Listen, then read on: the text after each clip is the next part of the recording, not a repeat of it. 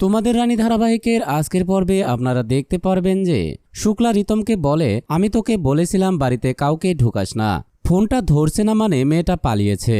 আমার মনে হয় পুলিশে একটা কমপ্লেন করা দরকার। তখন জয়ের বাবা বলে, আগে দেখো কোনো কিছু চুরি হয়েছে কিনা।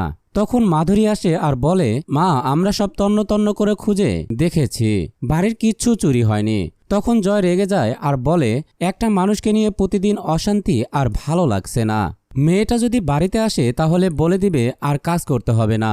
এদিকে রিতম রুমে এসে রানীকে ভয়েস মেসেজ পাঠায়। রানী সাথে সাথে ভয়েস মেসেজ পাঠায়। এরপর রিতম রানীকে ফোন করে আর বলে, তুমি বাড়িতে নেই, সবাই জেনে গেছে। তখন রানী বলে, আমি জানি এমন কিছু একটা হবে, আমি এখন বাড়িতে ফিরতে পারবো না। তখন রানী বলে, রিতমদা তোমাকে আমার সাথে বাইরে দেখা করতে হবে, আমি এখন ফোনে কিছু বলতে পারছি না, কাল সকালে দেখা হলে সবই বলবো। দেবু বলে, রানী তুই কি কোনোভাবে বাড়িতে ফিরে আসতে পারবি না? তখন রানী বলে, না রে দেবু, অনিশাদি জেনে গেছে আমি বেঁচে আছি। এ কথায় রিতম আর দেবু অনেক ভয় পেয়ে যায়। এরপর সকালে রিতম রানীর সাথে দেখা করতে আসে। রানী রিতমকে সব ঘটনা খুলে বলে।